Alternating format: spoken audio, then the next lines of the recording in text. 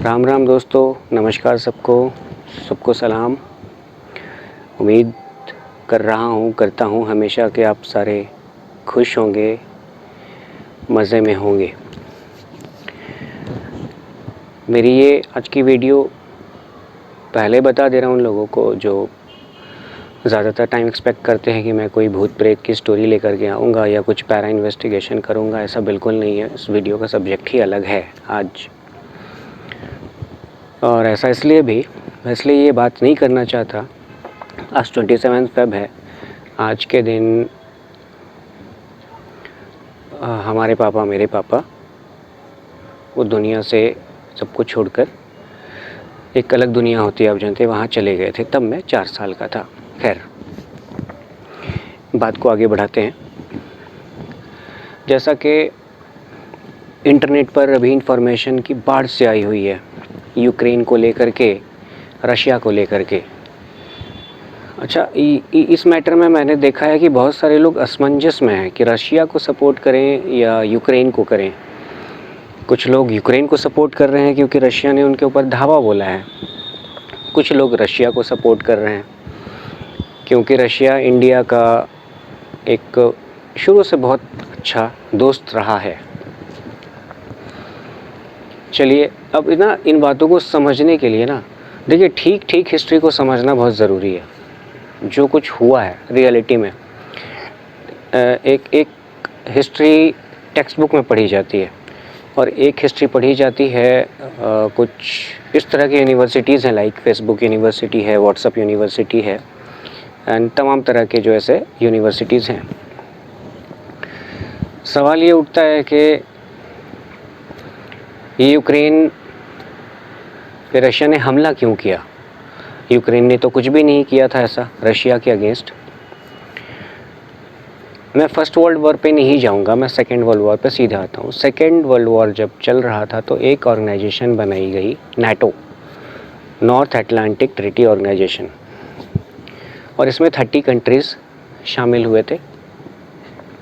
और उसमें एक इस तरह का अग्रीमेंट था, सबकी आपस की ऐसे अंडरस्टैंडिंग थी कि उस ग्रुप में, नाटो ग्रुप में 30 में कोई भी किसी भी कंट्री पे अगर हमला होता है तो बाकी के 29 कंट्रीज़ उसको मानेंगे कि ये हमला हमारे ऊपर हुआ है, अटैक हमारे ऊपर हुआ है, और वो फिर वो उसकी मदद करेंगे। नाटो अपने आप में बहुत ही पावरफुल ऑर्गेनाइजेशन रहा है, बहुत रहा है। इसकी भी हिस्ट्री है, ये आपको हर जगह मिल जाएगी। इन्होंने क्या किया, इसमें नाटो की तो मैं गलती नहीं कहूँगा, मैं अमेरिका का नाम लेता हूँ। अमेरिका ने क्या किया कि 85 से लेकर के जब चेरनोबिल वाला हादसा हुआ था, जो आज का यूक्रेन है, वहाँ चेरनोबिल वो एक काफ़ी बड़ा न्यूक्लियर प्लांट था। न्यूक्लियर हॉलोकॉस्ट हुआ था, न्यूक्लियर डिज़ास्टर हो गया था, जिसके कारण काफ़ी सारे लोग मर गए थे। चेरनोबिल को ऐसे कहा जाता है घोस्ट टाउन आज के डेट में। आज भी वहाँ कोई आता जाता नहीं है। रशियंस हो सकता है या यूक्रेन वाले वहाँ जाके कुछ वीडियो कर लें, कुछ उसको भूत जैसे भूत मिलते हैं हमारे इंडिया में ऐसी जगहों पे, लेकिन नहीं कर सकते क्योंकि रेडिएशन का लेवल बहुत ज़्यादा हाई है। अगर वो वहाँ जाएंगे तो समझ लीजिए कि वो अपने आपके लिए बहुत बड़ी मुसीबत को बुलावा दे रहे हैं। वो रेडियो एक्टिव बहुत ज़्यादा है वहाँ पे, रेडियो एक्टिविटी बहुत ज़्यादा है। पैरानॉर्मल एक्टिविटी नहीं है, रेडियो एक्टिविटी। ठीक है, चेरनोबिल हादसे के बाद अमेरिका ने एक चाल चली और रशिया के कुछ स्टेट्स थे, उन सबको एक तोड़ करके पॉलिटिक्स अलग राज्य का दर्जा दे दिया। एक्सक्यूज़ मी, सारे का तो देखिए मैं नाम नहीं बता पाऊँगा अभी। जो कुछ मुझे याद है, जो आज के जो कंट्रीज़ हैं, लाटविया, लिथुआनिया, स्लोवेनिया, बेलारूस, आपका Ukraine, Turkmenistan, Tajikistan, Kyrgyzstan, Armenia, ये जो सारे जो भी कंट्रीज़ थे, मतलब स्टेट्स थे, इसको कंट्री का दर्जा दे दिया। तो ये हुआ कि जो रशिया एक ऐसी कंट्री थी कि एक तरफ सनसेट होता था, दूसरी तरफ सनराइज़ होता था। जैसे हमारे इंडिया में है कि अगर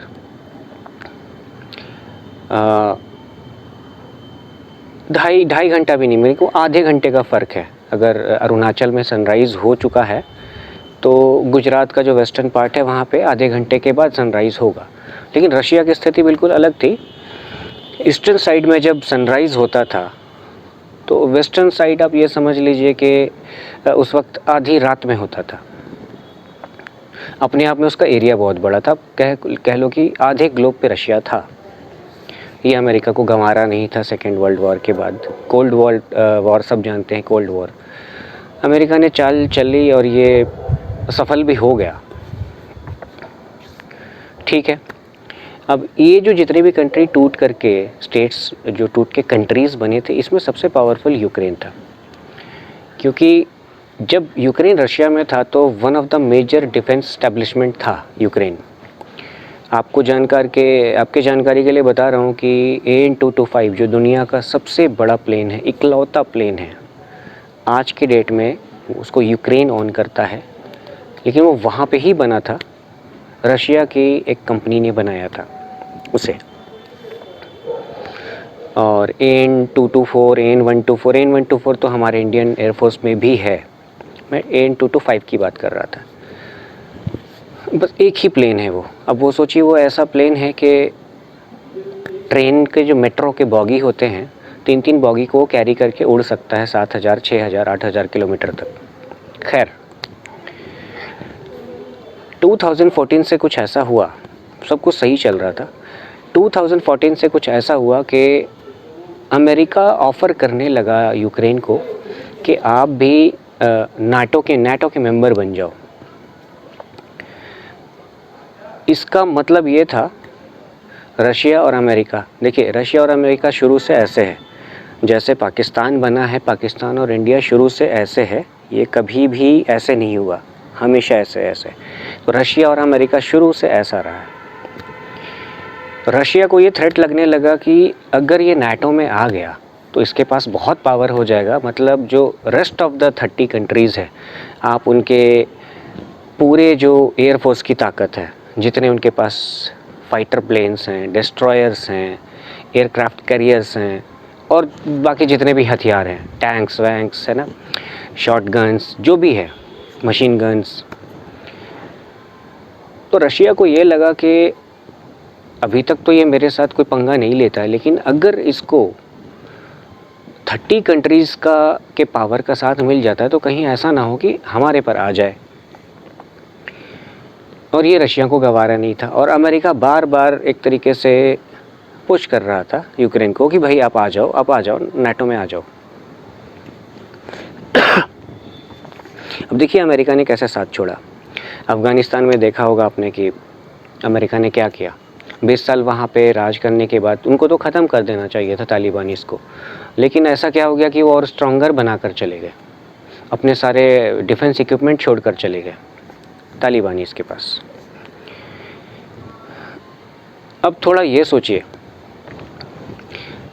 पाकिस्तान ने तो देखिए सारी लड़ाइयाँ हारी हैं हिंदुस्तान से, और पाकिस्तान का क्या स्टैंड है कश्मीर को लेके ये सारे लोग जानते हैं, इंडियंस भी जानते हैं, इंडिया के बाहर जो इंडियंस है वो भी जानते हैं, नॉन इंडियंस भी जानते हैं काफ़ी हद तक। अब यहाँ मैटर ये है कि अगर, चूँकि नाटो का कह लो कि करता धरता या उसका डैडी अमेरिका है, अगर उसने पाकिस्तान को नाटो देशों में शामिल कर लिया, इसका मतलब ये होता है, ऐसा भी तो हो सकता है कि पाकिस्तान जो कर रहा है बॉर्डर पे, ये किसी से नहीं छुपा हुआ है, जो अटैक्स करते हैं वो, और अगर उसके बदले में अगर इंडिया अटैक करता है पाकिस्तान पे, जैसे 2019 में बालाकोट में हुआ था, अगर उस तरह का कुछ अटैक होता है तो इसको जो अलग जो पावरफुल नाटो नेशंस हैं वो समझेंगे कि इंडिया ने उनके ऊपर अटैक कर दिया है। तो बताओ दिल से, आप कभी भी चाहोगे कि एक लोचे वाली कंट्री जो आपके वेस्ट में है पाकिस्तान, उसके पास इतना सारा पावर आ जाए कभी, कि वो एक बहुत बड़ा थ्रेट बन जाए? ऐसे थ्रेट तो अभी भी है। आप ये देखो कि दिल्ली, मुंबई, मेट्रो सिटीज़ जितने भी हैं, IB का एक इनपुट होता है तो रेड अलर्ट हो जाता है, जगह जगह चेक पॉइंट्स लग जाते हैं, तलाशियां होने लगती है। परेशानी किसको होती है? आम लोगों को होती है। मैंने यहाँ पे ये क्लियर करने की कोशिश की है कि आप किसको सपोर्ट करें। ये मैं काफ़ी टाइम से देखता हूँ, ये जब से सोशल मीडिया में लोग एक्टिव हुए हैं, अगर देखा किसी को कि आई सपोर्ट, अभी जैसे कुछ बहुत सारे लोग खड़े हो गए हैं कि आई सपोर्ट यूक्रेन, उसको भले पूरी स्टोरी ना मालूम हो पीछे की, लेकिन वो ज़रूर उसको शेयर कर देगा, आई सपोर्ट यूक्रेन। अब उसके जो 4, 5, 7, 10, 20 या 1000 कह लो चेले होंगे, वो उसको शेयर कर देंगे। तो कुछ भी करने के पहले ये जानकारी ज़रूरी है। आपको मैंने इंडिया से कंपेयर करके बता दिया, सीधी सी बात है कि आज पाकिस्तान इंडिया का हिस्सा था, बांग्लादेश है वो कभी इंडिया का हिस्सा था, सब जानते हैं इस बात को। इंडिया ने इनको छोड़ रखा है कि भाई तुम ये जो करना है तुम करो, शांति से रहो। ट्रेडिंग के रिलेशंस भी हैं, बहुत सारे हैं। बांग्लादेश से तो उतना कुछ लोचा नहीं होता है, लेकिन हाँ पाकिस्तान से कुछ ना कुछ लोचा चलता रहता है। कभी भी चाहोगे पाकिस्तान इतना स्ट्रांग हो जाए कि आंख उठा कर देखो यूँ। तो ये सारी स्टोरी थी, और बुरा मत मानिएगा, ये मैंने देखा है कि जब से सोशल मीडिया बहुत ज़्यादा रीच हुआ है तो लोगों को लगता है कि उनको काफ़ी जानकारियाँ मिल रही हैं, लेकिन मैंने ये फ़ील किया है, सबके लिए नहीं कह रहा हूँ मैं, बट 80% का मुझे लगता है, 80% का मुझे लगता है कि ये जानकारी उनको बिल्कुल एप्रोप्रिएट नहीं मिल रही जो मिलनी चाहिए। उनको ना जानकारी मॉडिफाई करके तोड़ मड़ोड़ के दी जा रही है। जब पैलेस्टीन इज़राइल वाला इशू हुआ था तो मैंने देखा था बाढ़ से आ गई थी लोगों की, I support Israel, I support Israel, I support Israel. यहाँ का मैटर ये है, इज़राइल वाला भी बता देता हूँ। पैलेस्टीन के एक भूभाग पे, एक लैंड पे इज़राइल ने कब्ज़ा कर रखा है, इस बात को लेके दोनों में काफ़ी पहले से लड़ाई है। इंडिया का देख लीजिए पीओके, जो उन्होंने कुछ हमारे एरिया को एक तरीके से कब्ज़े में ले रखा है, अनऑथराइज्ड, इलीगली। कोई भी, आप किसी प्लेन में जा रहे हो, लाइक आप श्रीलंका गए हो घूमने, श्रीलंका का कोई आपको सिटीज़न कहता है आई सपोर्ट पाकिस्तान पीओके के मैटर में, तब आपको कैसा लगेगा? गलती किसने किया है? गलती तो इज़राइल ने किया था ना, वहाँ पे कब्ज़ा किया। तो मैंने देखा है कि लोग नॉलेज के अभाव में काफ़ी सेलेक्टिव हो जाते हैं कभी कभी। और देखिए गौरव भाई भी बोलते थे कि नॉलेज कैंसल्स फियर, और आपको नॉलेज होगी तो आप 10 लोगों का सामना भी कर सकते हैं। ये एक फैक्ट है बहुत बड़ा। और रही बात पैरा वीडियोस की, तो कुछ लोकेशंस हमने यहाँ आइडेंटिफाई किए हैं, और बस एक बार वेट कर रहे हैं कि 8 बजे का रेस्ट्रिक्शंस ये ख़त्म कर दें।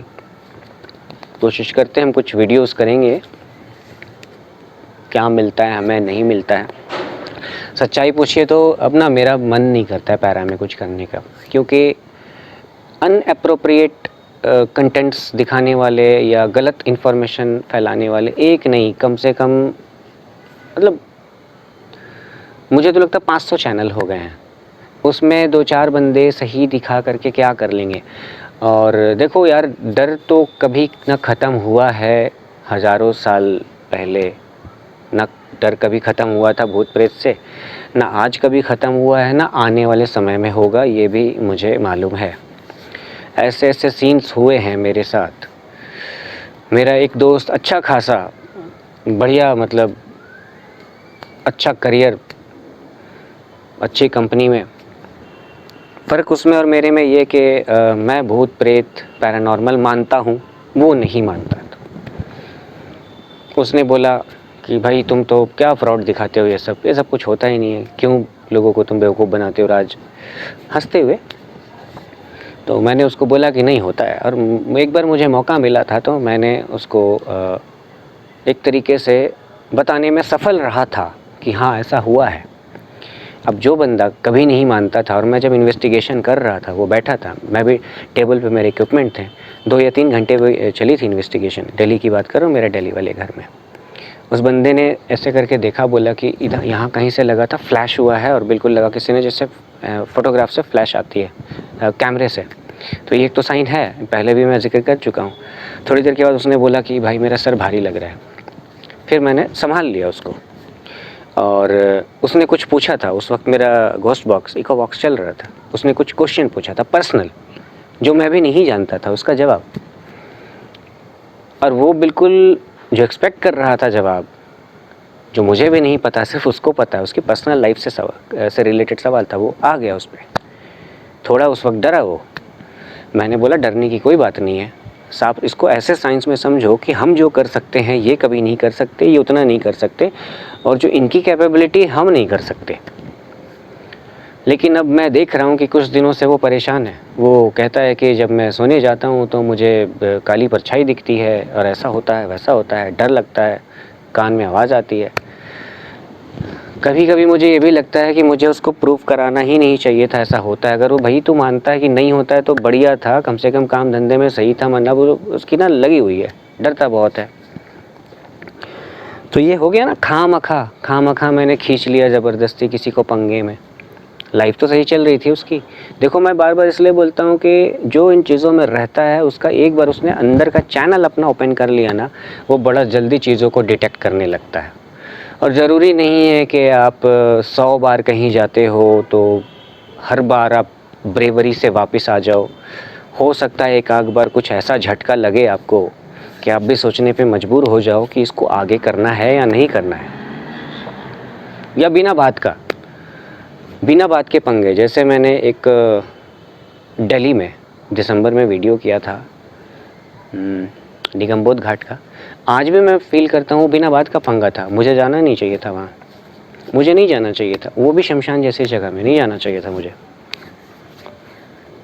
क्योंकि देखिए मैं घुसा हूँ उनकी टेरिटरी में, वो नहीं आए मेरे पास, वो मेरे घर पे नहीं आए थे, मैं घुसा हूँ। जो भी हुआ था, जो भी चीज़ें उसके बाद घटना हुई, इत्तेफाक था या जो भी था, सबकी अपनी अपनी राय हो सकती है अलग। उसके लिए जो नए सब्सक्राइबर है पुरानी वीडियोस को देख लीजिए तो पता लग जाएगा। और भाई आप सारे खुश रहिए, अपने आप को सेफ रखिए, क्योंकि अब तो कोविड का खतरा ऑलमोस्ट ख़त्म सा हो रहा है, लेकिन ये 2 बार भी हो चुका है, तो सावधान ही रहिए। जय हिंद, जय भारत, सबको नमस्कार।